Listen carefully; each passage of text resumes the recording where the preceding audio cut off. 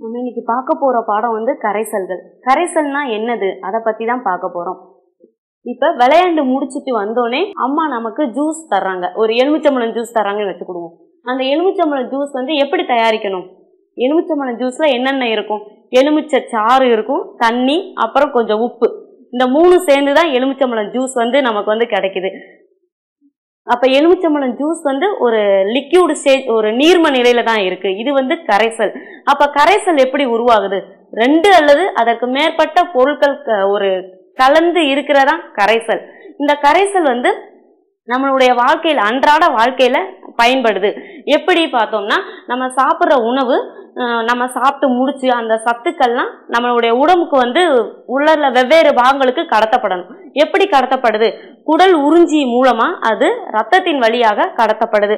ரத்தம் என்ன நிலையில இருக்கு? நீர்ம நிலையில தான் இருக்கு. அப்ப அதுவும் ஒரு கரைசலுக்கு எடுத்துக்காட்டு தான். இப்ப நீர்ம நிலையில இருக்கிற ரத்தம் வந்து நம்மளுடைய உடல் உறுப்புக்கு சத்தம் வந்து எடுத்துட்டு போகுது. இந்த மனிதனுடைய உடம்புல வந்து உடற் செயல்களுக்கு ஏற்ப நம்ம உடம்புல ரத்தம், அந்த நிணநீர் எல்லாம் நீர்ம நிலையில இருந்து நமக்கு வந்து ஒரு செயலை செய்யறதுக்கு வந்து வழிவகுக்குது. இப்ப கரைசல்களை பத்தி பார்த்துக்கிட்டு இருக்கோம். கரைசல்னா இரண்டு அல்லது அதற்கு மேற்பட்ட பொருட்கள் சேர்ந்த கலவையை தான் கரைசல். கரைசல் எப்படி உருவாகுது? இப்ப எடுத்துக்காட்டு நம்ம சர்க்கரை கரைசலை எடுத்துக்கிடுவோம்.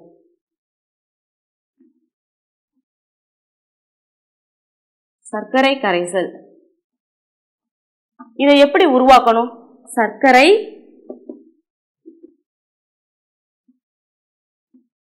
நீர். சர்க்கரையை நீர்ல கரைச்சோம்னா அதுதான் சர்க்கரை கரைசல்.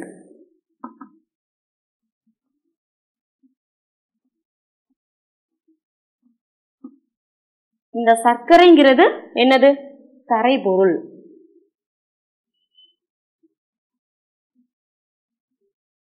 நீர் கரைப்பான்.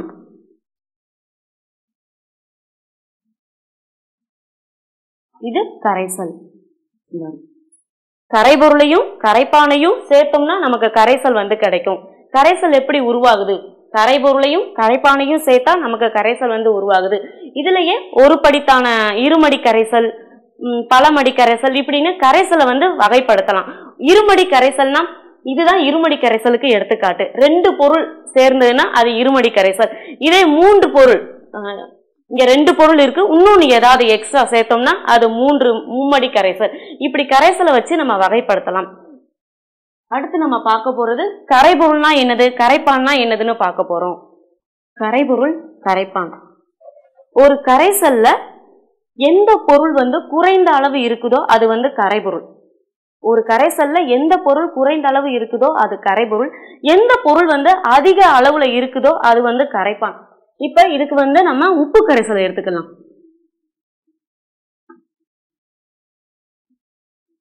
உப்பு கரைசல் வந்து உப்பும் தண்ணியும் சேர்ந்ததுதான் உப்பு கரைசல். உப்பு பிளஸ் நீர், இந்த ரெண்டும் சேர்ந்ததுதான் உப்பு கரைசல்.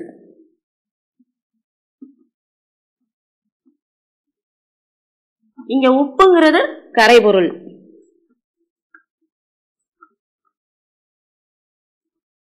நீர் வந்து கரைப்பான்.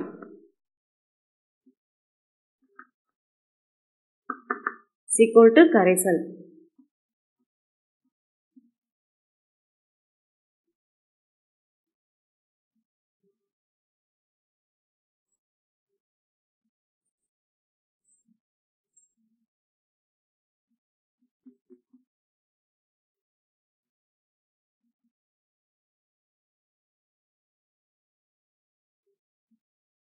இங்க நம்ம தண்ணியோட இந்த உப்பை ஒப்பிடும் போது உப்பு வந்து கொஞ்சமா இருக்கு, தண்ணி வந்து அதிகமா இருக்கு. இந்த ரெண்டையும் நம்ம கலக்கிறனாலதான் உப்பு கரைசல் வந்து அந்த உப்பு தண்ணி வந்து கிடைக்குது. அப்ப இது ஒரு கரைசல் தான். உப்பு கரைசல்ங்கிறது ஒரு கரைசல் தான். இந்த கரைசல்ல உப்பினுடைய அளவு வந்து குறைவா இருக்கு, தண்ணியோட அளவு அதிகமா இருக்கு. உப்பும் தண்ணியும் சேர்ந்துதான் நமக்கு உப்பு கரைசல், அந்த உப்பு தண்ணி கிடைக்குது. இங்க தண்ணியோட ஒப்பிடும் போது உப்பினுடைய அளவு வந்து நமக்கு கம்மியா இருக்கு, நீர் தான் அதிக அளவுல இருக்கு. பொதுவா இந்த நீர் வந்து ஒரு கரைக்கிற ஊடகமா வந்து இருக்குது. உப்பு வந்து நல்லா வந்து ஒரு கட்டியா திட பொருளா இருக்கு, தண்ணி வந்து திரவம். இந்த தண்ணி வந்து உப்பை கரைக்கக்கூடிய ஒரு ஊடகமா வந்து இருக்கு. இந்த உப்புல உள்ள சின்ன சின்ன தூள்கள், ஒரு சின்ன சின்ன தூள் மாதிரி இருக்கும். உப்பை நுணுக்கணும்னா அது உப்பு தூள் தான். அந்த தூள் வந்து தண்ணியில கரைஞ்சுதான் நமக்கு உப்பு கரைசலை உருவாக்குது. இதை எப்படி நம்ம ஞாபகம் வச்சுக்கணும்? கரைபொருளையும் கரைப்பானையும் எப்படி ஞாபகம் வச்சுக்கணும்னா, ஒரு கரைசல்ல எது கரையுதோ, ஒரு கரைசல்ல எது கரையுதோ அது கரைபொருள், எது கரைக்கிறதோ அது வந்து கரைப்பான். இதுதான் ஈஸியா மனப்பாடம் பண்ணிக்கலாம். ஒரு கரைசல்ல எது கரைகிறதோ அது வந்து கரைபொருள், எது கரைக்கிறதோ அது கரைப்பான். இப்ப வந்து நம்ம கரைசலினுடைய வகைகளை வந்து பார்க்க போறோம். கரைபொருள்ல உள்ள அந்த துகளினுடைய அளவை பொறுத்து இத 3 வகையா நம்ம பிரிக்கிறோம். பொருள்னா இங்க வந்து கரைபொருள். ஒண்ணு வந்து உண்மை கரைசல், ரெண்டாவது கூழ்ம கரைசல்,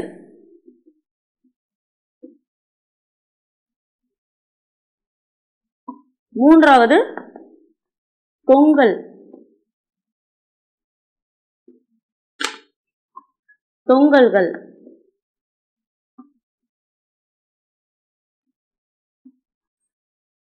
நம்ம பார்க்க போறது உண்மை கரைசல். உண்மை கரைசல்னா என்னன்னு பார்க்க போறோம். உண்மை கரைசல்ங்கிறது அந்த கரைபொருளினுடைய துகள்கள் வந்து நல்லா தண்ணியில வந்து கரைஞ்சி இருக்கும். எடுத்துக்காட்டு நம்ம சர்க்கரை கரைசல் எடுத்துக்கிடுவோம். சர்க்கரை பிளஸ் நீர் gives சர்க்கரை கரைசல்.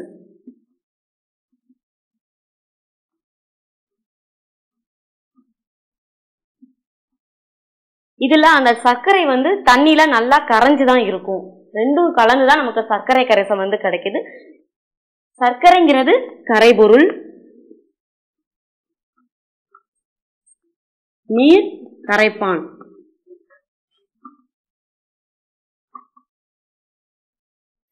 இந்த உண்மை கரைசல் வந்து ஒரு படித்தான கலவை வந்து சார்ந்தது. ஒரு படித்தான கலவைனா என்னது? 2 அல்லது அதற்கு மேற்பட்ட பொருள் ஒரே நிலைமையில இருந்துச்சுன்னா அதுதான் ஒரு படித்தான கலவை. இப்ப இங்க 2 பொருள் இருக்கு, ஒன்னு சர்க்கரை ஒன்னு தண்ணி. இந்த ரெண்டையும் கலந்தோம்னா நமக்கு சர்க்கரை கரைசல் கிடைக்குது. இது வந்து சர்க்கரை கரைசல்ங்கிறது ஒரு வந்து நீர்ம நிலையில தான் இருக்கு. அப்ப 2 அல்லது அதற்கு மேற்பட்ட பொருட்கள் ஒரே நிலைமையில இருந்துச்சுன்னா அது வந்து ஒரு படித்தான கலவை. உண்மை கரைசல் வந்து ஒரு படித்தான கலவை. உண்மை கரைசலுடைய இந்த துகள்களில், இந்த சர்க்கரையில் உள்ள துகளுடைய உருவ அளவு எவ்வளவு இருக்கும் பார்த்தோம்னா 1 ஆம்ஸ்ட்ராங் முதல் 10 ஆம்ஸ்ட்ராங் வரை. ஆம்ஸ்ட்ராங்னா என்னது? அதை நம்ம 10⁻⁻10 மீட்டர். ஆம்ஸ்ட்ராங்குடைய அளவு வந்து 10⁻⁻10 மீட்டர்.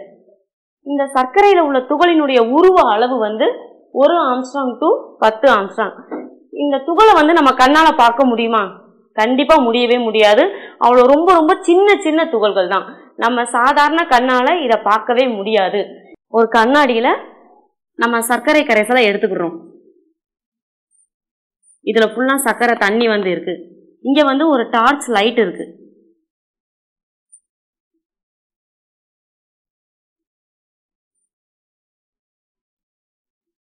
டார்ச் லைட் இருக்கு. இந்த லைட் இங்க இருக்கு. கண்ணாடி வழியா இந்த லைட் வந்து போய் ஒளிய வந்து ஊடுருவுது. இந்த சர்க்கரை தண்ணி வந்து ஒளிய வந்து ஊடுருவ வைக்குது. இந்த இது வந்து எப்படி வந்து பரவும்? துகள் வந்து வேகமா பரவுமா தண்ணியில? கண்டிப்பா சர்க்கரை வந்து தண்ணியில கரைச்சோம்னா அந்த சர்க்கரை துகள் வந்து வேகமா தான் பரவும். இதனுடைய உருவ அளவு 1 ஆம்ஸ்ட்ராங் முதல் 10 ஆம்ஸ்ட்ராங் வரை. இத நம்ம கண்ணால பார்க்க முடியாது. இந்த சர்க்கரையில உள்ள அந்த துகள்களை நம்ம கண்ணால பார்க்க முடியாது. அந்த அளவுக்கு ரொம்ப ரொம்ப சின்ன துகள்கள் தான் இதுல இருக்கு. இது வந்து டார்ச் லைட்டை நம்ம வச்சு ஒரு கிளாஸ்ல அந்த சர்க்கரை தண்ணியை வச்சோம்னா லைட் வந்து இங்கிட்டு வந்து எதிரொலிக்கும். அப்ப ஒளி வந்து புகும் தன்மை வந்து இதுக்கு வந்து உண்மை கரைசலுக்கு இருக்கு. அதுக்கப்புறம் என்னது?